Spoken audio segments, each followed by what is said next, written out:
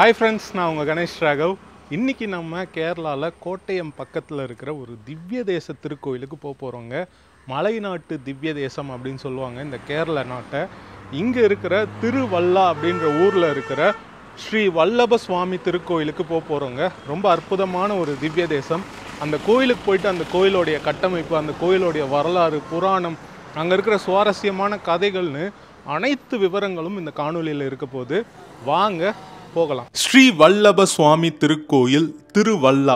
இது 108 திவ்ய தேசங்களுள் ஒன்றுங்க. இந்த 108 திவ்ய தேசம்னா என்னன்னு கேட்டிங்கன்னா, ஆழ்வார்களால் மங்களாசாசனம் செய்யப்பட்ட திருக்கோயில்களில் 108 இருக்குங்க. அதில் இந்த கோயிலும் ஒன்று. கேரள மாநிலம், அதாவது மலைநாடு அப்படின்னு குறிப்பிடுவாங்க வைஷ்ணவத்தில். இந்த மலைநாட்டில் இருக்கிற ஒரு திவ்ய தேசம் இந்த திவ்ய தேசம். கேரள மாநிலம் பத்தனம்திட்டா அப்படின்ற ஒரு மாவட்டத்தில் இந்த திருவல்லா அப்படின்ற ஊரில் இந்த கோயிலானது அமைந்திருக்குங்க. இந்த ஊருக்கு பேரே இந்த பெருமாள் கிட்ட இருந்து தான் வந்திருக்கு. இந்த பெருமாளுடைய வரலாறு, புராணம் கேட்டீங்கன்னா ரொம்ப ஆச்சரியமா இருக்கும். இந்த கோயிலை ஒட்டி நிறைய சிறப்பம்சங்கள், நிறைய கதைகள், நிறைய பண்பாட்டு ரீதியான விஷயங்கள் இந்த கோயிலை ஒட்டியும் இந்த பெருமாளை ஒட்டியும் இருக்கு. அது அனைத்தையும் நம்ம இந்த காணொலியில பார்க்க போறோம். இந்த காணொலியை முழுமையா பாருங்க. வந்துட்டோங்க.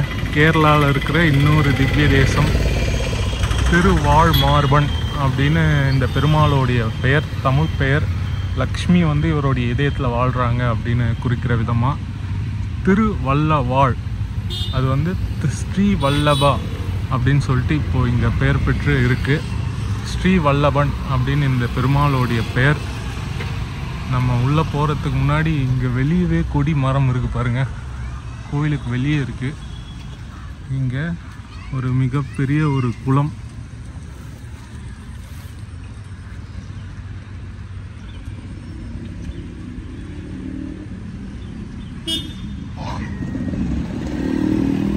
சுவாமி நின்ற குளத்தில் இருக்காரு.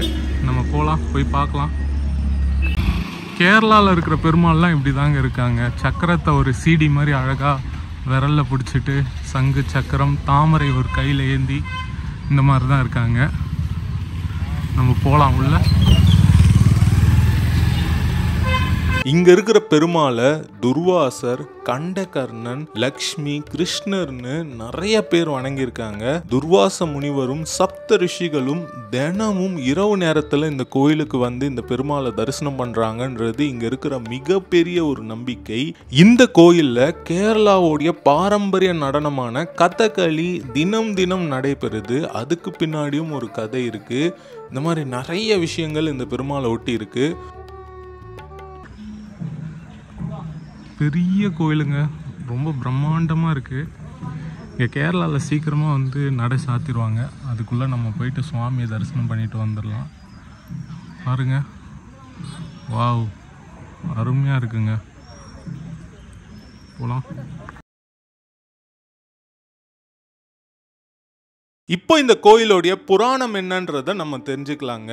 இந்த கோயிலானது மிக முக்கியமான பழமையான புராணம் கொண்ட கோயில் இது அப்படின்னு சொல்லணும். யுகங்கள் கடந்து இங்க இந்த பெருமாள் இருக்காருன்னு சொல்லணுங்க. இந்த பெருமாளானவர் விஷ்ணுவுக்கு சமமானவர். இது ஒரு சிலை மட்டும் கிடையாதான், விஷ்ணுவுக்கு சமமான ஒரு மூர்த்தி இவர் அப்படின்ற ஒரு நம்பிக்கை இருக்குங்க. இவரை வணங்கினா சகல பாவங்களும் நீங்கும்ன்றது மிகப்பெரிய நம்பிக்கை. இவர் கிருஷ்ணருக்கு துவாரகை உருவான நேரத்துல கிடைச்சிருக்காரு. கிருஷ்ணருடைய நண்பரான சத்யாகிக்கு கிருஷ்ணர் இதை கொடுத்திருக்காரு. விஸ்வகர்மாவை கொண்டு துவாரகையில ஒரு கோயில் கட்டி வேதவியாசர் இந்த ஒரு சிலையை அங்க பிரதிஷ்டை பண்ணியிருக்காரு. துவாபர யுகம் முடிகிறப்ப இந்த சிலையை கருடன் கிட்ட கொடுத்துருக்காங்க. கருடன் கலியுகத்தில் இங்கே வணங்கி வந்திருக்காரு. அதன் பிறகு அவர் வைகுண்டத்துக்கு போகணுன்ற பொழுது இந்த சிலையை நேத்ரவதி அப்படின்ற ஒரு ஆறு, இப்போ கன்னடத்தில் இருக்குது, கர்நாடகாவில், அங்கே இந்த சிலையை விட்டுட்டு போயிருக்காரு. அதன் பிறகு இந்த சிலை சேரமான் பெருமானுடைய மனைவியினால இங்க கொண்டு வரப்பட்டு இந்த கோயிலானது கட்டப்பட்டிருக்குங்க. இன்னும் இந்த கோயிலை ஒட்டி நிறைய புராணங்கள், கதைகள் இருக்குங்க. கண்டகர்ணன் அப்படின்னு ஒருத்தர் சிவனுடைய தொண்டையில இருந்து உருவானவர் அப்படின்னு சொல்லுவாங்க. காளியோடைய இந்த மகிஷாசுரனை வதம் பண்ணதுக்கு அப்புறமா அவங்களுக்கு அம்மை வந்திருக்கு. அந்த அம்மையை இந்த கண்டகர்ணன் அவங்கள குணப்படுத்தினார் அப்படின்றது ஒரு புராணம். அந்த கண்டகர்ணனுக்கு முக்தி அடையணும்னா விஷ்ணு பூஜை பூஜை செய்யணும்னு சொல்லிட்டு இங்க இருக்கிற விஷ்ணுவை வழிபட்டிருக்கார் அப்படின்றது புராணம். அதன் பிறகு இங்க இன்னொரு ஒரு சுவாரஸ்யமான கதை இருக்கு. இங்க பெருமாள் சன்னதிக்கு பின்னாடியே சுதர்சன சக்கரம், அந்த சக்கரத்துக்கும் சன்னதி இருக்கு. அதுக்கு ஒரு கதையும் இங்க இருக்குங்க. அந்தர்ஜனம்ன்ற ஒரு மூதாட்டி இங்க ஏகாதேசி விரதம்லாம் பண்ணிட்டு இருக்காங்க, செஞ்சிட்டு இருக்காங்க. அவங்களுக்கு இங்க வந்து ஒரு சிக்கல் உருவாகுது. ஏன்னா இந்த ஊர்ல வந்து துக்கலா சூரன் அப்படின்ற ஒரு சூரனும் ஒரு யக்ஷியும், அதாவது ஒரு பேயின்னு சொல்லலாம், யக்ஷியும் இந்த ஊர்ல இருந்து எல்லா மக்களையும் தொந்தரவு படுத்துறாங்க. அந்த நேரத்துல இந்த ஊர் மக்கள்லாம் இந்த ஊரை விட்டு காலி பண்றாங்க. இந்த அந்தர்ஜனம்ன்றவங்க வயதான மூதாட்டி, அவங்க வந்து இவங்களோட விரதத்தை முடிக்கணும்னா ஒரு பிராமணருக்கு எதனா ஒன்று தரணும்னும் போது அந்த ஊர்ல யாருமே இல்லை. அப்போ விஷ்ணுவே இங்க இருக்கிற இந்த ஸ்ரீ வல்லபனே பிராமண ரூபத்துல வந்து ஒரு பையனா வந்து கையில ஒரு தடி எடுத்துக்கிட்டு வராரு. போய் குளிச்சுட்டு வரேன்னு சொல்லிட்டு அந்த துக்கலாசூரன் இருக்கிற குளத்துக்கே போறாரு. அங்க போய் அந்த ஒரு கையில கொண்டு வந்த அந்த தடி சக்கரமா மாறி அந்த அசுரனை வதம் பண்ணிருக்கு. அதன் பிறகு இவர் யாருன்றது இங்க இருக்கிற மக்களுக்கு தெரிய வருது. அவருடைய அந்த மார்பிள உடுத்திருக்கிற அந்த துணியை அவர் விளக்கும்போது மார்பிள லக்ஷ்மி வாசம் செய்யறது எல்லாருக்கும் தெரிஞ்சு இவர் விஷ்ணுன்னு எல்லா மக்களுக்கும் தெரிய வருது. அவர் விஸ்வரூப தரிசனம் அங்க இருக்கிறவங்களுக்கு தராரு. அதன் பிறகு இங்க அவருக்கும் அவருடைய சுதர்சன சக்கரத்துக்கும் இங்க வந்து பாத்தீங்கன்னா இங்க சன்னதி உருவாக்கப்பட்டிருக்கு. இதுதான் இந்த கோயிலுடைய புராணம். இந்த கோயில்ல இன்னும் சுவாரஸ்யமான தகவல்கள் என்னென்ன அப்படின்னு கேட்டீங்கன்னா, வில்வமங்கல சுவாமியார் அப்படின்ற அந்த சுவாமியார் இந்த கோயிலுக்கு வரும்பொழுது வந்து பாக்குறாராம், கதகளி வந்து நடந்துட்டு இருக்கான். அந்த சமயத்துல சுவாமி தரிசனம் பண்ணலான்னு போகும்போது அங்க சுவாமி இல்லையா. வந்து இந்த கதகளி நடக்கிற இடத்துல பார்க்கும்போது ஒரு பிராமண ரூபத்துல ஒருத்தர் வந்து நின்று பார்த்துட்டு இருக்காராம். பார்த்த உடனே இதுதான் பெருமாள் அப்படின்றது அந்த வில்வமங்கல சுவாமியாருக்கு வந்து தெரிஞ்சிருச்சு. அதன் பிறகு தினம் இங்க பெருமாளுக்கு வந்து இந்த கதகளி பிடிச்சிருக்கு, இதை பார்க்க வராருன்றதுனால தினம் இங்க வந்து கதகளியானது நடைபெறுதுங்க. இன்னொரு ஒரு சுவாரஸ்யமான விஷயம் என்ன அப்படின்னு கேட்டீங்கன்னா, இங்க 1968க்கு முன்னாடி இங்க இருக்கிற பெருமாளை தரிசனம் பண்றதுக்கு பெண்களுக்கு அனுமதி இல்லாம இருந்ததுங்க. இதை கேட்டாதான் உங்களுக்கு ரொம்ப ஆச்சரியமா இருக்கும். அனுமதிச்சாங்க. வருஷத்துல 2 முறை ஆருத்ரா தரிசனம் அப்பயும் இந்த தனு அப்பயும் வந்து இங்க இருக்கிற பெண்களை வந்து அனுமதிப்பாங்களாம். ஏன் அனுமதிக்கலை அப்படின்னு கேட்டிங்கன்னா, இங்க இருக்கிற பெருமாள் அவ்வளவு அழகா இருப்பாரு. உண்மையாலே நான் தரிசனம் பண்ணேன். அவ்வளவு அழகா பிரம்மாண்டமா இருப்பாரு. இந்த பெருமாளை பார்த்து இந்த பெருமாளையே நம்ம திருமணம் பண்ணணும்னு ஒரு பெண்ணும் ஏங்கினாங்களாம். அதனாலேயே வந்து பெண்களை இந்த பெருமாளை பார்க்க அனுமதிக்காம இருந்தாங்களாம். இது வந்து ஒரு சுவாரஸ்யமான தகவலுங்க. சுவாமி தரிசனம் பண்ணிட்டோங்க.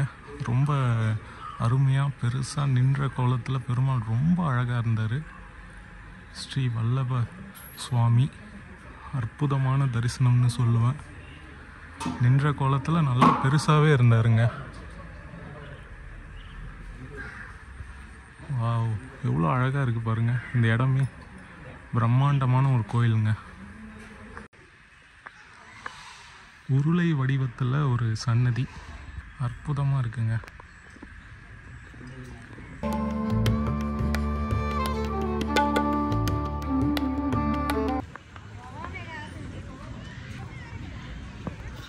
பிரம்மாண்டமான கோயிலுங்க இந்த வல்லப சுவாமி திருக்கோயில். ரொம்ப அற்புதமான கோயில். உள்ள விஸ்வக்சேன சன்னதி. அதுக்கப்புறமா வந்து இந்த கோயிலில் சிவன் வந்து வாசம் செய்கிறார் அப்படின்றது ஒரு நம்பிக்கை. ரொம்ப ஒரு பிரமாதமான ஒரு திவ்ய தேசம். ஆழ்வார்களால், அதாவது நம்மாழ்வாரால் மங்களாசாசனம் செய்யப்பட்ட மலைநாட்டு திவ்ய தேசம். பெருசாக இருக்குங்க, நல்லா பிரம்மாண்டமாக. ஐயப்பன் சன்னதியாக இருக்கும். கேரளாவில் மேக்ஸிமம் ஐயப்பன் சன்னதி எல்லா கோயில்லையும் இருக்குது, இந்த கோயில்லையும் இருக்கும். திவ்ய தேசம். மறை வேலைப்பாடுலாம் இந்த கோயிலில் ரொம்ப நல்லா இருக்குது. பட் அவங்க அதெல்லாம் வீடியோ எடுக்க அலோவ் பண்ணல. ரொம்ப அற்புதமாக இருக்குது. ஒரு மரத்துலேயே ஒரு பெரிய தூண் மாதிரி செஞ்சு இந்த மண்டபத்துக்குள்ளே ரொம்ப நல்லாவே இருக்குது. அதுக்கப்புறமா உருளை வடிவத்தில் ரவுண்டாக இருக்கிற சன்னதி, கருவறை. முன்பக்கம் ஒரு சுவாமி, பின்பக்கம் இங்கே சுதர்சன மூர்த்தி இருக்கார். இங்கே ஒரு அம்மையார் இந்த இடத்துல வந்து ஏகாதசி விரதம் இருந்துட்டு அடுத்த நாள் துறவிகளுக்கு வந்து உணவளிச்சுக்கிறாங்க. அந்த மாதிரி பண்ணிகிட்டு இருக்கும்போது ஒரு அசுரன் இங்கே வந்து அவங்கள வந்து தொல்லைப்படுத்தியிருக்காங்க.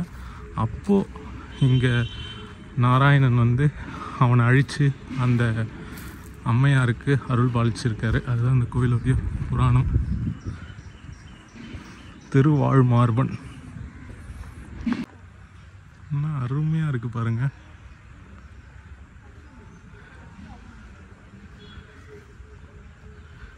கோயில் எவ்வளோ அழகாக இருக்குங்க. இந்த கோயிலுடைய வரலாறு என்னன்றது தெரிஞ்சுக்கலாங்க. இந்த கோயிலானது மிக பழமையான வரலாறு கொண்ட கோயில். 1000 ஆண்டுகளுக்கு முந்தைய காலகட்டத்தில் இந்த ஒரு ஊரில் நிறைய வந்து பாடசாலைகள், களரி பயிற்று பண்ணுறது, ஆயுர்வேதம், ஜோசியம், நிறைய விஷயங்களை வந்து இங்கே கற்றுக் கொடுத்துட்டு இருந்திருக்காங்க. 150க்கும் மேற்பட்ட ஆசிரியர்கள், 1500க்கும் மேற்பட்ட மாணவர்கள் இந்த ஊரில் இருந்திருக்காங்க. இந்த கோயிலில் ஆயுர்வேதத்துக்கு சிறப்பான ஒரு இடமாக இருந்திருக்கு. அந்த காலகட்டத்தில் 100க்கும் மேற்பட்டவர்கள் இங்கே வந்து தங்கியிருந்து மருத்துவம் பார்த்துக்கிட்டதா சொல்லப்படுது. 18ஆம் நூற்றாண்டு பாதியில் மன்னர் மார்த்தாண்டவர்மன் கிட்ட இந்த கோயிலானது வருதுங்க. இங்கே இருக்கிற நிலங்கள், கோயிலெலாம் வருது. அதிலிருந்து இந்த கோயில் திருவாங்கூர் சமஸ்தானம், திருவாங்கூர் தேவசம் போர்டு கீழே வந்து இன்னி வரைக்கும் அவங்க தான் வந்து இந்த கோயிலை நிர்வகித்து வந்துட்டு இருக்காங்கங்க. இந்த கோயிலில் யானை இருக்குங்க. நான் ஒரு தந்தை வச்ச யானை பார்க்குறது ஒரு அரிதான விஷயமா இருக்குது. அது இந்த கோயிலில் தான் நான் பார்க்குறேன், கேரளாவில். வாவ், டான்ஸ் ஆடின்னு இருக்கு. நான் ஜூம் பண்ணி காட்டுறேன்.